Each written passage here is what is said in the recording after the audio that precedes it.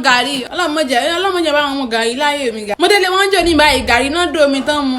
Oúnjẹ ẹ̀bà tẹ̀fọ́ oúnjẹ àwọn tálákà ọlọ́mọdé bá wọn jẹ láyé mi. Ṣẹ́rí Garri dáyìn pé lóúnjẹ àwọn tálákà yẹn ó ní àǹfààní tó pọ̀ fún àgàrà wa. Ṣàkíyèsí ẹ̀ kí bẹ́ẹ̀ gbà kan tí ẹ̀yin àgbẹ̀ olómi ṣòro kan èèyàn kan wá gbà yín níyànjú pé bí akẹ́ mu Garri pé dáwọ́ mu Garri bá yóò rìn lọ́wọ́ láti dáwọ́ rẹ̀ dúró.